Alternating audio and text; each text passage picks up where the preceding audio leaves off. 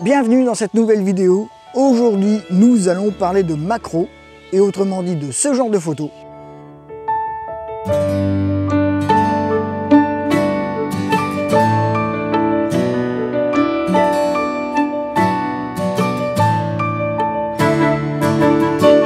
Ou alors, nous allons aussi parler de proxy, puisque j'ai amené le 100-400 et nous allons faire quelques photos à l'aide du 100-400. Comme vous l'avez compris, cette vidéo est entièrement dédiée à la macro, comment faire, comment réussir toutes les photos que je viens de vous montrer et quel réglage utiliser pour arriver à ce genre de résultat.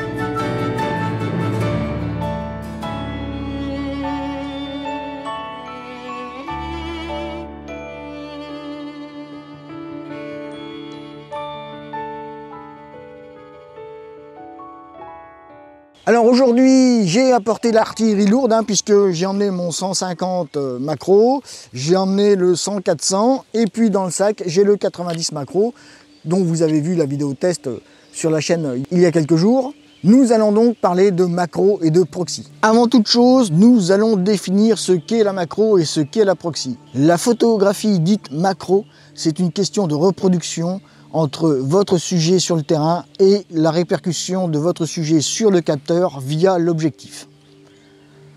Nous parlons de macro lorsque nous avons un taux de reproduction de 1 pour 1, c'est-à-dire que 1 cm sur le terrain représente 1 cm sur votre capteur. Et ensuite, ce taux de reproduction, donc ces photos dites de macro, vont jusqu'à 1 pour 5. Et au-delà de 1 pour 5, nous rentrons dans ce que nous appelons de l'hyper-macro. C'est-à-dire que nous avons des taux de reproduction de 1 pour 10, c'est-à-dire que 1 cm sur le terrain représente 10 cm sur le capteur, et etc., etc. Nous, ici, nous allons donc parler de macro et de proxy. Je viens donc de vous définir ce qui est la macro, mais je ne vous ai pas défini ce qui est la proxy. Vous avez raison, c'est pas un oubli de ma part, c'est tout simplement que la proxy, eh bien, c'est tout ce qui ne rentre pas dans ce taux de reproduction de 1 pour 1, et ce qui est donc avant. La photographie dite de proxy, en fait, eh bien, comme je viens de vous l'expliquer, c'est des taux de reproduction supérieurs à 1 pour 1, c'est-à-dire que nous avons 2 pour 1, c'est-à-dire que 2 cm sur le terrain représente 1 cm sur le capteur. C'est un taux de reproduction qui est donc bien inférieur au taux de reproduction de la macro.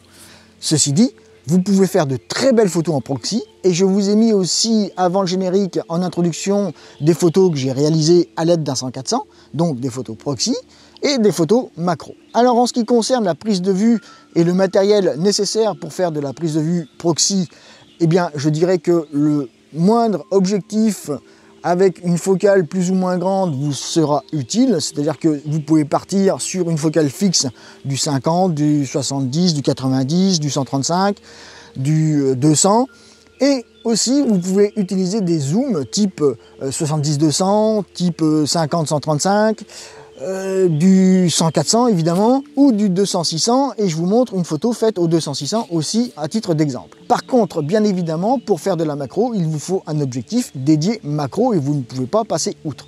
Alors, hormis chez Nissi, dont je vous mets un petit exemple ici, vous avez la bonnette spéciale macro que vous adaptez sur un objectif type 70-200 ou 100-400, mais attention, cela reste, on va dire, comparable à de la proxy et pas vraiment à de la macro, c'est-à-dire que vous avez un rapport de reproduction qui est un petit peu intermédiaire et vous n'êtes pas réellement dans de la macro, même si vous vous en approchez très fortement. Ensuite, vous avez tout un tas de bagues et de tubes à longe qui vous permettront de faire des photos en augmentant le tirage de votre objectif et vous permettant des taux de reproduction encore plus importants. Mais là, c'est un petit peu particulier d'utilisation. Et ça ne s'adresse pas à tout le monde, donc je ne vais pas trop aborder le sujet des bonnettes, des tubes à longe, etc., etc. Je vais rester vraiment dans cette vidéo très fixé sur les objectifs tels que nous les utilisons sur le terrain dans la réalité. Pour réaliser cette vidéo, comme je viens de vous le dire, nous allons donc utiliser le 100-400 pour faire de la proxy, le 150 macro de chez Irix et le 90 macro de chez Sony. Les boîtiers utilisés sont l'A7R3 et le Sony Alpha 1. L'utilisation, si vous voulez, des objectifs ne va pas être non plus due au hasard, c'est-à-dire que je vais laisser systématiquement mon 150 macro de chez Irix monter en permanence sur l'A7R3, puisque je vais avoir un petit peu une utilisation de l'objectif, on va dire, en corrélation avec les performances du boîtier. Mais par contre, je vais monter le 100-400 et le 90 macro sur le A1 et ainsi obtenir 100% d'efficacité quant à l'utilisation de ces deux objectifs. J'aurai un rendu vraiment exceptionnel avec le A1 et ces deux objectifs-là. Et le rendu sera un petit peu moins bon avec la 7R3 et le 150 macro de chez Irix. Ceci dit, les photos ne seront pas non plus moches à les jeter à la poubelle, hein. Qu'on soit bien d'accord. Point de vue qualité, point de vue utilisation, on va dire post-traitement commercial, etc. Ce n'est pas acheté à la poubelle, bien au contraire. Alors maintenant, nous allons aborder le côté procédurial de la chose et parler des réglages, mon principe de fonctionnement lorsque je suis en macro. Je fonctionne en macro comme je fonctionne en paysage, c'est-à-dire que je vais bloquer mes ISO et je vais m'astreindre une valeur à surtout ne pas dépasser. Et cette valeur, lorsque j'entends sur YouTube que certains montent à des valeurs d'ISO faramineuses, pour moi, bloquez-vous les ISO à 800 ISO maximum. Pourquoi je vous dis de bloquer vos ISO à 800 ISO maximum? C'est-à-dire que même si vous connaissez les caractéristiques de votre montée en ISO de votre boîtier, même si vous connaissez votre boîtier et la plage dynamique du capteur, les ISO, de toute manière, en macro, vont avoir une fâcheuse tendance, tout comme en paysage, mais c'est encore plus flagrant en macro, et c'est vraiment un impact très négatif sur le rendu des photos. Vous allez avoir une perte de détail et donc une perte de texture sur vos photos avec des ISO trop grands. Si vous montez avec un boîtier type APS-C à 1600 ISO alors qu'il n'est pas capable, déjà rien qu'en paysage, de les supporter, ou même en animalier, de supporter les 1600 ISO, imaginez en macro, vous allez vous taper la tête contre les murs. Donc, connaissez, maîtrisez et, je dirais, appréhendez avec sérénité votre appareil photo et vos objectifs et leurs caractéristiques réciproques, de manière à éviter de trop monter dans les ISO et de massacrer vos photos de manière un petit peu inconsciemment. Mais le résultat, une fois que vous allez être sur l'écran de l'ordinateur, ça va être tout poubelle. Parce que, encore une fois, les ISO vont dénaturer les détails, la texture de votre sujet. Si vous photographiez du papillon, de la fleur, vraiment en gros portrait, vous verrez que les ISO, voilà, ça sera pas judicieux. Donc, en ce qui me concerne, la plage d'ISO que j'utilise, c'est 100 à 400 ISO grand maximum et 800 ISO, mais vraiment quand je peux pas faire autrement, quand je suis vraiment obligé de monter dans les ISO par manque de lumière. Mais là, 800 ISO, je vais dire, c'est 1% du temps. Le reste du temps, pour donner un petit peu un ordre de grandeur quant à mes utilisations des ISO, je suis à 100 ISO, on va dire à 60% du temps, à 200 ISO, donc grosso modo à 20% du temps, à 400 ISO, encore une fois à 15% du temps, et au-delà de 400 ISO, de manière vraiment sporadique jusqu'à 800, comme vous pouvez faire le calcul, c'est aux alentours de 5% d'utilisation, et au-delà de 800 ISO compris, c'est de l'ordre de 1% du temps. Vous voyez, je suis un maximum du temps à 100 ISO ou 200 ISO grand max. Je ne monte jamais plus haut ou très rarement plus haut. Par contre, pour l'ouverture, eh bien là, l'ouverture, c'est tout le nerf de la guerre. Puisque l'ouverture va impacter votre profondeur de champ et votre bokeh. Donc, le choix de l'ouverture, c'est quelque chose de primordial, qu'il faut réfléchir au moment de la prise de vue. Alors, bien souvent, si vous photographiez des papillons, des insectes, des libellules, etc., ces petites bestioles charmantes ne vont peut-être pas vous laisser le temps de réfléchir et de gamberger par rapport à l'ouverture la plus judicieuse par rapport à votre bokeh, par rapport à votre profondeur de champ. Personnellement, je me cale en règle générale à f4 au moment du cadrage de ma photo et après je tombe ou à f2.8 ou à f5.6 voire f8. Mais là, c'est pareil, je vais être beaucoup plus régulier d'utilisation sur F4, F2.8 plutôt que F5.6, F8. F5.6, F8, ce sont deux valeurs où j'évite d'aller parce que je trouve qu'après, mon bokeh se détériore. Alors, au profit de la profondeur de champ, nous sommes bien d'accord, mais ma pratique photographique de macro fait que je préfère et je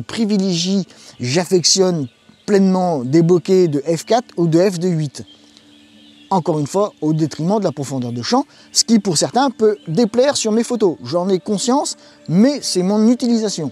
Et comme je le dis toujours, la pratique photographique que vous appliquez, c'est la vôtre. Il faut vous appliquer et la perfectionner au maximum de vos possibilités. Il ne faut pas déroger à votre pratique, même si des fois certains vous disent « ouais, mais ce que tu fais, c'est pas terrible ». Alors, il faut savoir pourquoi c'est pas terrible, dans quel contexte c'est pas terrible, et travailler dans ces sens-là.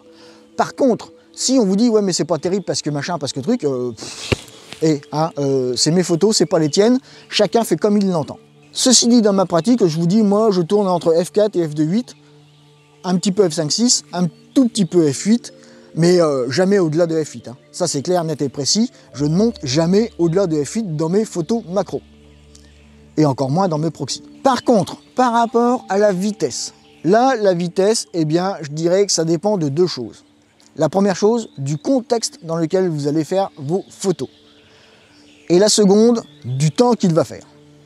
Alors, qu'est-ce que j'entends par le contexte dans lequel vous faites vos photos? Eh bien, tout simplement, vous êtes à main levée, vous êtes à genoux, vous êtes accroupi, vous êtes à plat ventre, vous utilisez un trépied, vous n'utilisez pas de trépied. Vous voyez, ça, c'est le contexte photographique. Toutes ces positions que vous pouvez utiliser ou ces aides à la photographie que vous pouvez utiliser vont impacter sur le choix de la vitesse.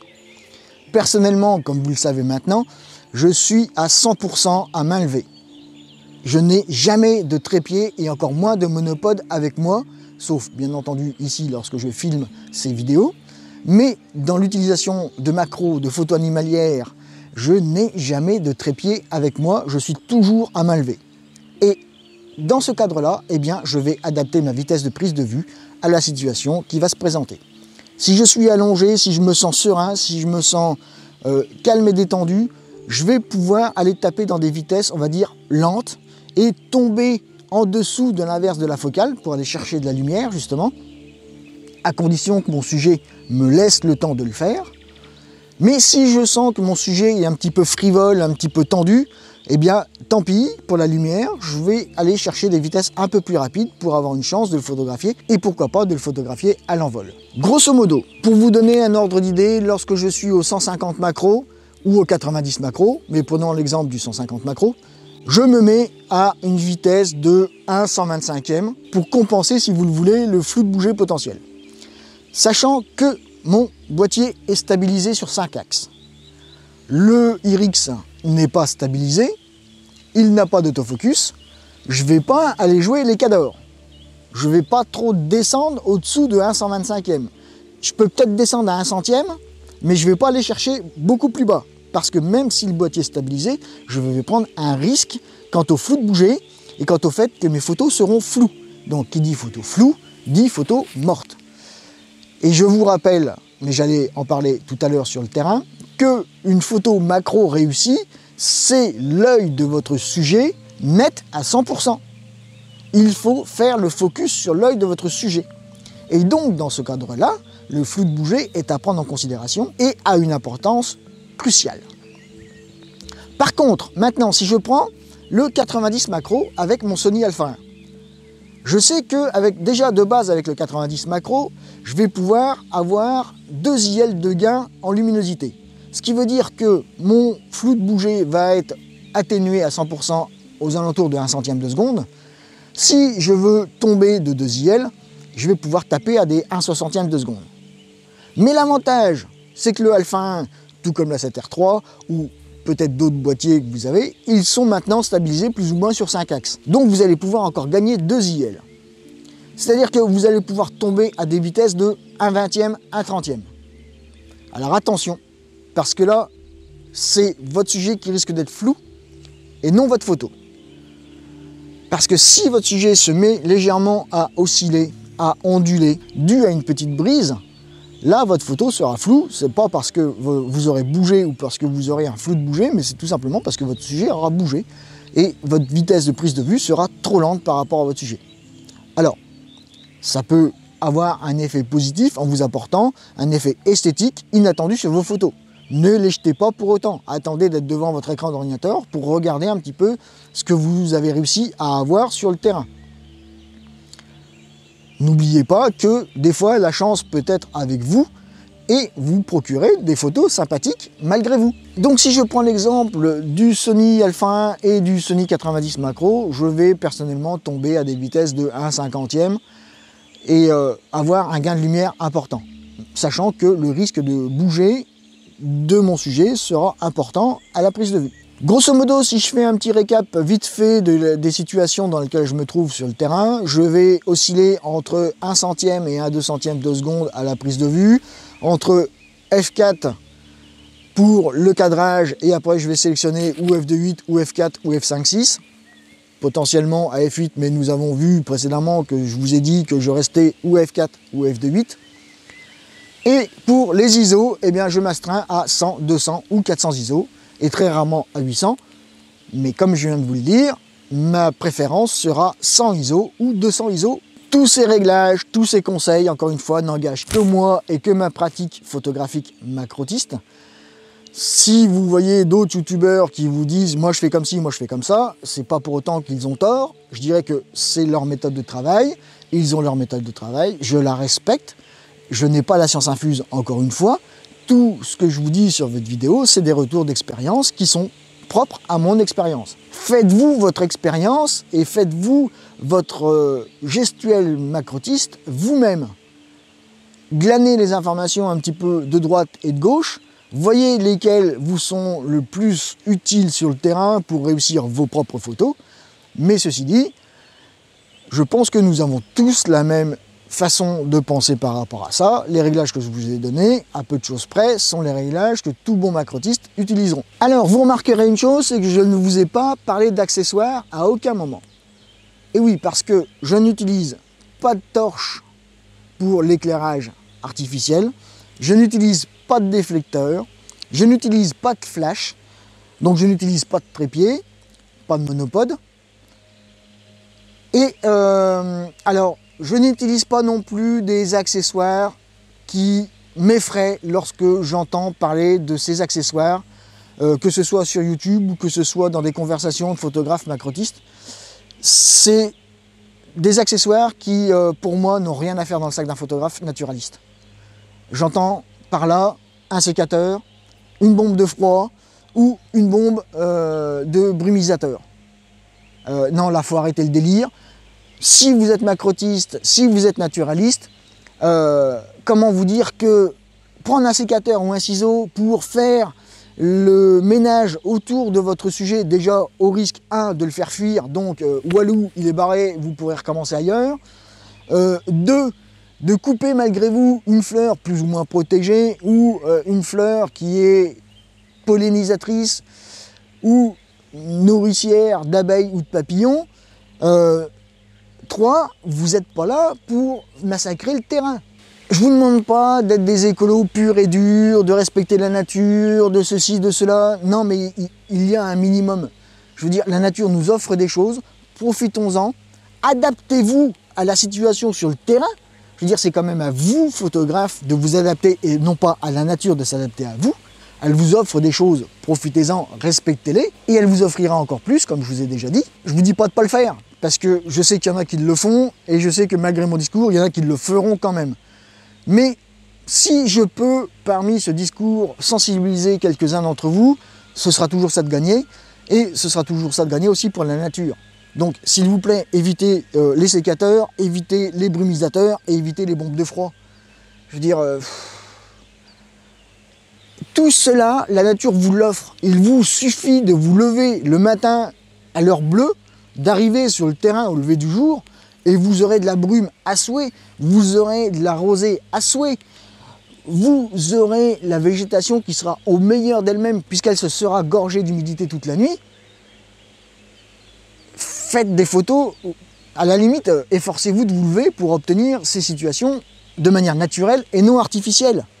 Et si nous prenons un photographe de renommée internationale qui est Christian Autot, un photographe canadien, je peux vous garantir que lorsque je vois ces visioconférences, notamment sur Luso, un magasin de photographie au Québec, il a fait quelques visioconférences et quelques conférences à ce niveau-là. Le meilleur moment pour faire des photos, c'est quand la végétation est gorgée d'eau, est gorgée d'humidité. Donc, levez-vous dans ces moments propices au fait que si vous voulez faire des photos de brume ou des photos avec un léger voile brumeux, levez-vous. Allez pas dépenser 5 € à aller acheter une bombe de brumisateur pour économiser 2 heures de sieste. Enfin, il arrive à un moment donné, il faut être un petit peu concret. Bref, allez, je m'enflamme, je m'écarte de la situation qui est la photo de macro. Je ferme la parenthèse, j'ai dit ce que j'avais à dire. Et puis, j'espère que vous aurez un petit peu compris mon discours et compris mon état d'esprit par rapport à ça. Revenons à la macro. Alors, pourquoi personnellement je n'utilise jamais de trépied? Tout simplement parce que c'est une liberté de mouvement qui est beaucoup plus importante lorsque je suis, on va dire, main libre. Pourquoi je n'utilise ni déflecteur, ni flash, ni lampe torche? Eh bien tout simplement parce que je préfère la lumière naturelle, et d'autant plus la lumière, on va dire, au lever du jour, qui est vraiment douce et vraiment diffuse à souhait.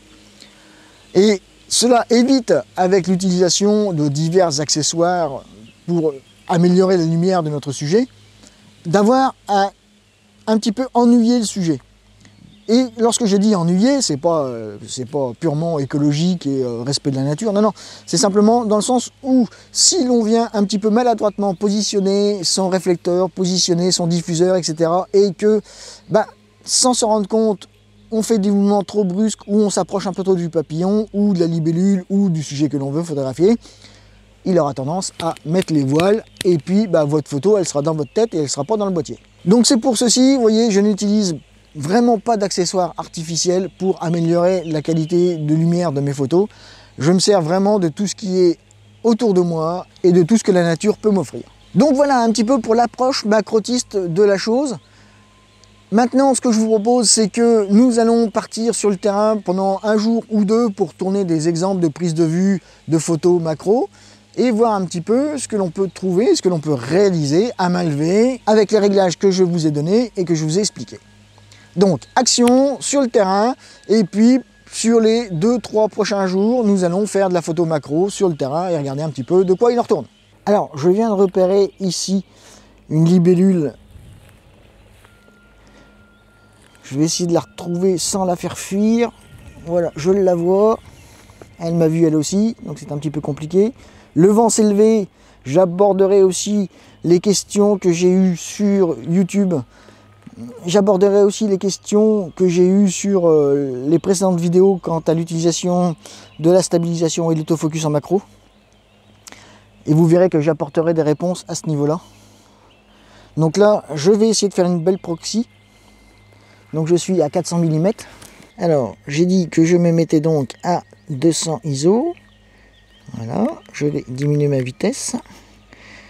Je suis à 1/250e. F5.6, là c'est le maximum que peut m'offrir le 100-400 à 400 mm. Voilà, je vais essayer de m'avancer un petit peu.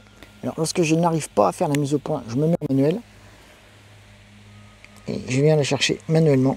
Donc là 200 ISO, j'ai trop de lumière, donc je vais baisser à 100 ISO. Maintenant je vais essayer de faire une photo de face. Donc elle s'est sauvée. Il faudra que je me contente des 2 photos que j'ai fait. J'en profite dans cette transition de lieu pour répondre à quelques questions qui m'ont été posées sur les dernières vidéos. Alors je vais commencer par celle qui semble le plus saugrenue. Pourquoi je parle de déviance colorimétrique dans mes tests d'objectifs macro?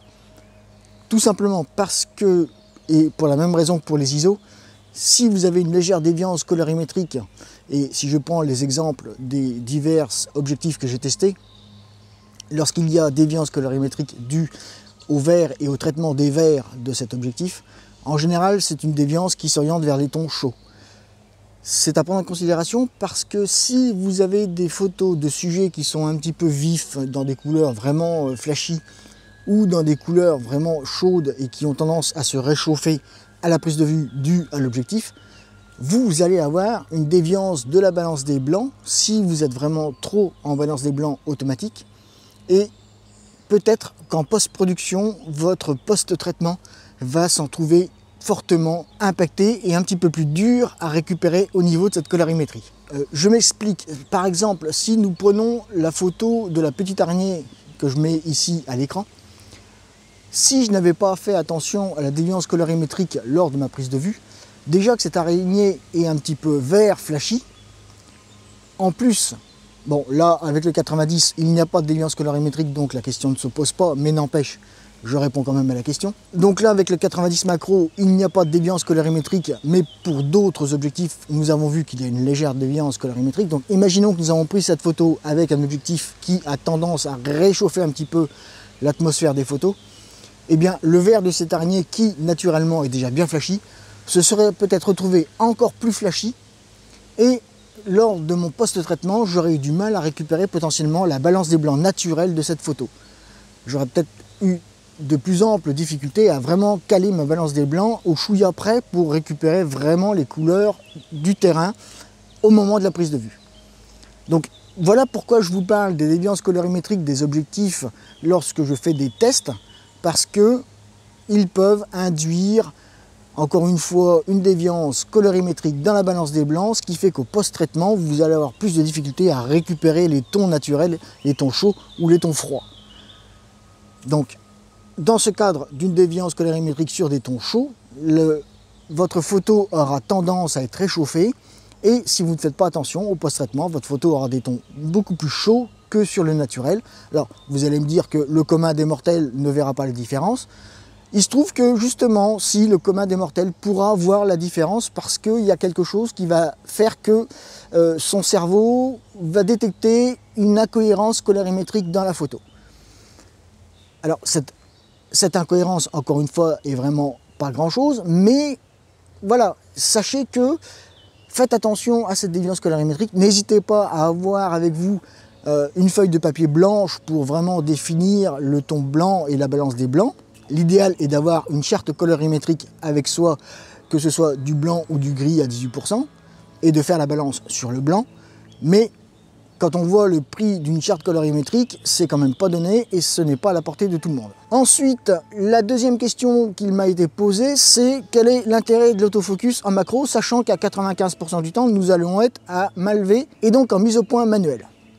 Alors, effectivement, personnellement, je suis 95% du temps en autofocus manuel, à main levée, mais dans 5% du temps, comme aujourd'hui, avec une légère brise qui peut venir perturber la composition de la photo ou déclencher au mauvais moment où le sujet commence à bouger, le fait d'avoir l'aide de l'autofocus avec nous peut nous assurer un bon suivi du sujet et une photo non loupée à l'instant voulu. C'est potentiellement une aide à la prise de vue qui n'est pas à négliger, puisque, encore une fois, cela va vous permettre de limiter la casse, sachant qu'en macro, nous avons quand même un taux de déchets de l'ordre de 90%. Donc, dans le cadre de ce jour, par exemple, avec une légère brise par moment, le fait d'avoir l'autofocus peut vous sauver la mise et vous assurer d'avoir moins de déchets quant à vos photos. Mais attention, encore une fois, j'attire votre attention sur le fait que l'autofocus ne va pas forcément faire la mise au point là où vous l'aurez souhaité.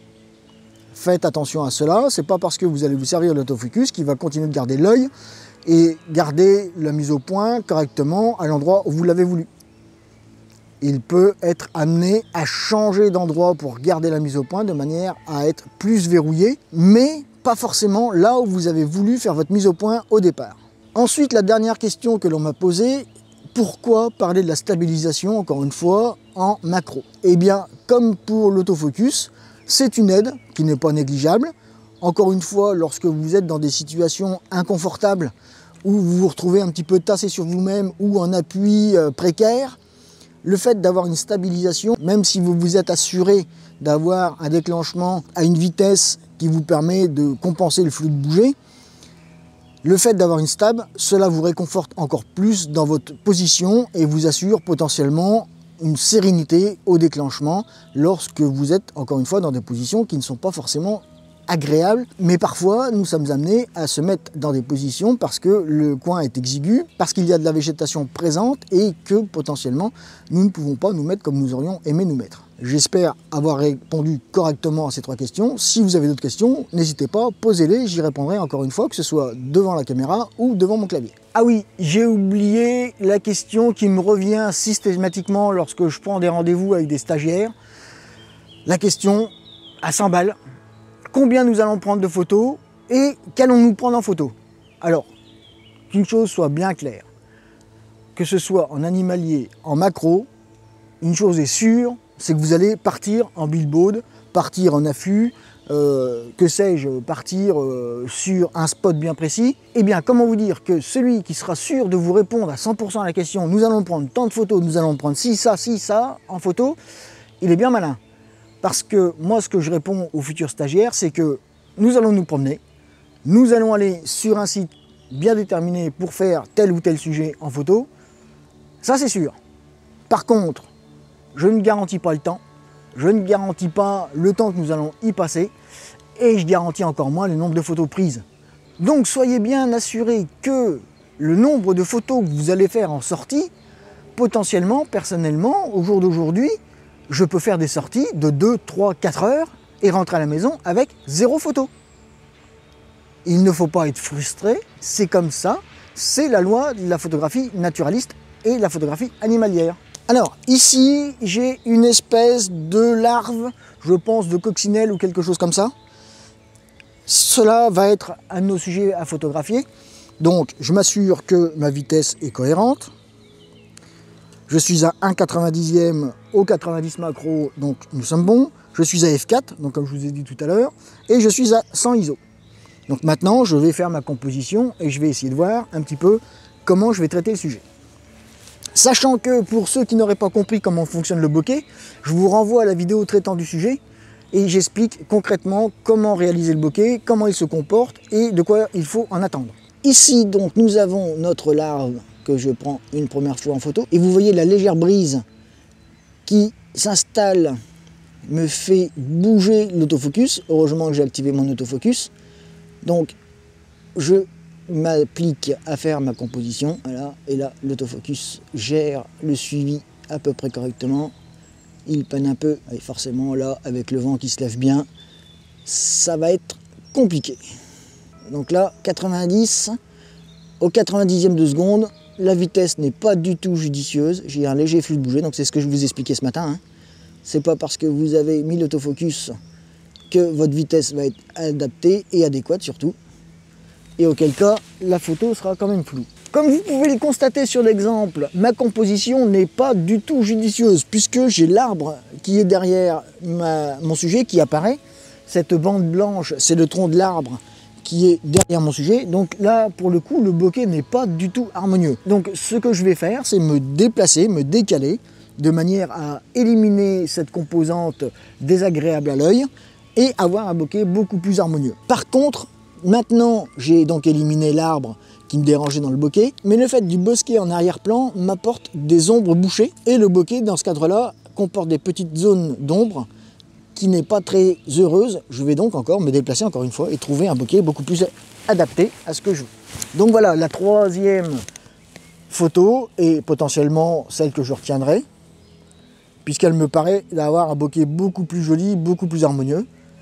Et j'étais donc à f4. Maintenant, je vais essayer de me placer à f2.8 pour avoir un bokeh encore plus diffus, encore plus harmonieux. Donc voilà, vous avez les 3 exemples de photos que j'ai fait. Donc f4 avec un bokeh pas très heureux, f4 avec un bokeh un petit peu plus heureux, mais avec des zones toujours disgracieuses. Et le dernier à f2.8 avec un bokeh beaucoup plus doux, beaucoup plus homogène. Et pour le coup, je me suis décalé et j'ai tourné à chaque fois autour de mon sujet. Je n'ai pas fait en sorte de ruiner la place où je suis.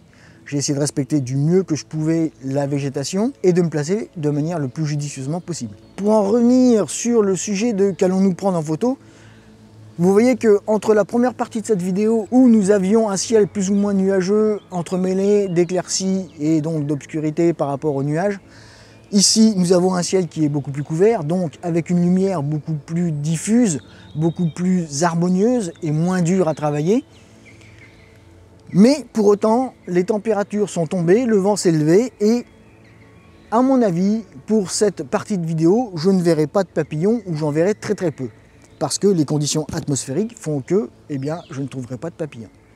Mais ça, c'est votre expérience qui vous permettra d'apprécier la chose et de comprendre le phénomène. Alors, ici, nous avons une espèce de coccinelle que je ne connaissais pas. Donc, je viens de découvrir cette espèce de coccinelle. Je l'enverrai à mon ami naturaliste pour qu'il m'identifie. Et j'ai pris donc le 150 macro. Donc le 150 macro, comme vous le savez, n'est pas ni stabilisé ni motorisé. Donc là, c'est de la macro pure, à 100% manuel. Et je vais essayer de tirer le portrait de cette libellule et ainsi vous en faire participer. J'ai réglé mon ouverture à f4. Je suis à 200 ISO. Et comme je ne suis pas motorisé, eh bien, je m'avance pour chercher la mise au point, que je vais quand même pré-régler à un rapport de 1 pour 1. Alors, lorsque je suis en manuel, j'ai réglé le bouton de mon appareil photo pour me permettre d'activer la loupe. Donc j'appuie dessus, ça me fait une loupe d'aide à la mise au point et je m'avance très légèrement pour aller chercher la mise au point optimale. Voilà, premier essai. Donc je vais rester à F4. À F4, j'ai un bokeh qui est intéressant. Et là, effectivement, je peux vous garantir que le fait que mon objectif ne soit pas motorisé ni stabilisé, avec le vent qui se lève, cela complique vraiment drastiquement la mise au point et la capture d'image. Et là, dans ce cadre-là, nous sommes bien aux environs de 90% de déchets sur toutes nos photos. Là, il ne faut pas avoir peur. Nous ne sommes plus en argentique, fort heureusement, nous sommes en numérique, donc n'hésitez pas, déclenchez, et vous aurez la meilleure des photos possible. Alors, un conseil qui semble évident, mais néanmoins important, lorsque vous faites de la macro, il faut avoir les yeux qui traînent partout, regarder partout et ne pas hésiter à s'approcher, à observer pour trouver des fois un sujet que nous n'aurions pas vu au premier coup d'œil. J'ai une libellule, une demoiselle. Elle est placée de manière délicate. Le contexte dans lequel elle est assez brouillon, je vais dire. Il y a beaucoup de végétation. Nous allons essayer de lui tirer le portrait sans la faire fuir, ce qui va être un peu compliqué. Mais pour vous rendre compte de la difficulté que vous pourrez des fois aborder sur le terrain, c'est que là, eh bien, c'est pas évident d'essayer de faire quelque chose qui va être agréable au regard. Comme je l'ai largement dit à plusieurs reprises, ne pas hésiter de se vautrer un petit peu par terre. Alors là, je me suis mis à 2,8 et je vais chercher ma mise au point. C'est pas évident encore une fois parce qu'il y a beaucoup de végétation. La libellule me regarde. Faire la mise au point à main levée, comme vous voyez, demande beaucoup de dextérité et beaucoup de patience, surtout dans ce cadre-là. Et c'est pas tout le temps évident d'y arriver. C'est un jeu de patience qui met les nerfs à rude épreuve. Voilà, donc là j'ai fait une première série de photos à f2.8, je vais monter à f4 et je suis en train de me foutre les doigts dans les orties, c'est cool. Donc comme je vous ai expliqué tout à l'heure, j'ai réglé le bouton AF on sur la loupe et comme ça je peux activer ma loupe de prise de vue. Avant de déclencher, d'avoir une loupe et de m'assurer que ma mise au point est vraiment faite judicieusement sur l'œil de mon sujet. Et là en l'occurrence, je peux vraiment faire une mise au point aux petits oignons comme je l'entends, si les éléments naturels me laissent évidemment le temps de faire ce que j'ai à faire. À présent, je vous propose de faire 4 photos de cette libellule, de f2.8 à f8, pour vous montrer un petit peu l'influence de l'ouverture sur le bokeh et sur la profondeur de champ. Et ainsi de choisir la meilleure des 4 photos en post-traitement que nous diffuserons. Petite astuce esthétique quant à la prise de vue. Si vous voulez avoir un effet brumeux sur votre photo, plutôt que d'investir dans une bombe brumisateur ou je ne sais quoi, mettez de la végétation devant votre objectif et grâce à cet effet bokeh et à l'effet de l'ouverture sur la composition, vous aurez, et regardez cette photo, vous aurez un effet brumeux sur votre libellule qui est tout aussi joli et judicieux que de vaporiser de l'eau. Alors certes, vous n'aurez pas les petites myriades d'étoiles qui vont bien, mais à la limite, si vous voulez les petites myriades d'étoiles qui vont bien, vous vous levez le matin à la rosée et vous les aurez. En plus, vous aurez les premiers rayons de soleil. Encore une fois, la lumière sera plus judicieuse et beaucoup plus douce et harmonieuse pour avoir ce genre d'effet de photo sur vos photos. Nous allons continuer notre périple. Je vais quand même essayer de trouver des papillons, même si pour moi aujourd'hui nous n'en verrons pas ou très peu. Et puis on continue. Je reviens brièvement sur ce que je viens de vous dire là, pour avoir cet effet un petit peu cotonneux, vaporeux au niveau de votre libellule avec potentiellement une couleur verte puisque la végétation est verte ici en ce qui nous concerne. Il est évident que cela ne va pas favoriser votre mise au point et vous aider dans votre mise au point. Un conseil, entraînez-vous bien avant de faire ce genre de choses, même si, comme vous pouvez le constater, pour moi c'est quelque chose qui est agréable à regarder, mais cela demande quand même un petit peu de dextérité et encore plus de patience à ce niveau-là parce que la mise au point est vraiment ardue.